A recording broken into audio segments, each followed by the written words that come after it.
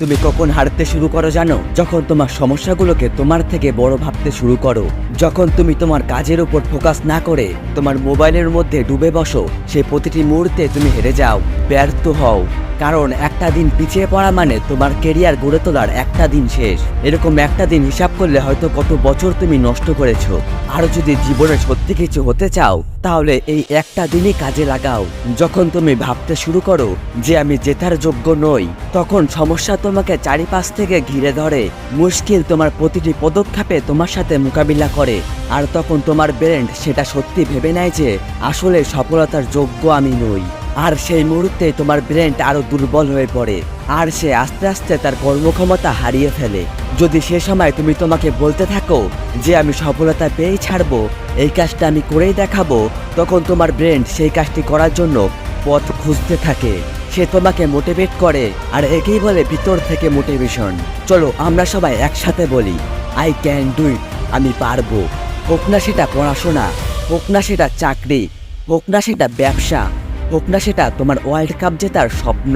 যারা পড়াশোনাতে টপ, যারা চাকরি ব্যবসাতে টপ, যে চ্যাম্পিয়নেতে টপ, তাদের মধ্যে আর তোমার মধ্যে কিসের পার্থক্য জানো? দায়িত্ব, পার্থক্য লজ্জার, পার্থক্য জেদের আর প্রতিজ্ঞা।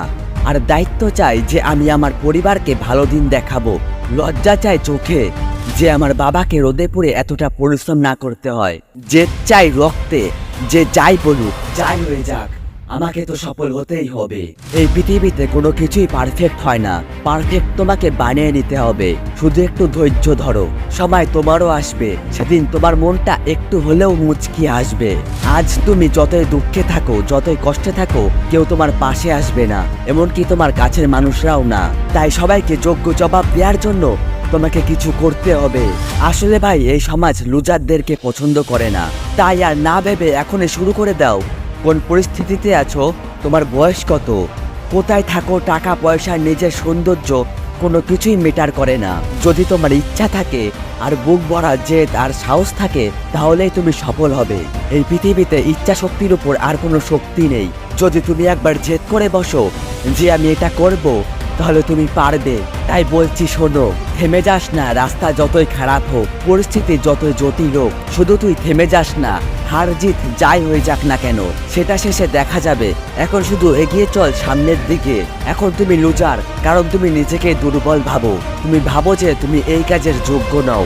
বস, তুমি নিজেকে চিনতে ভুল করছো।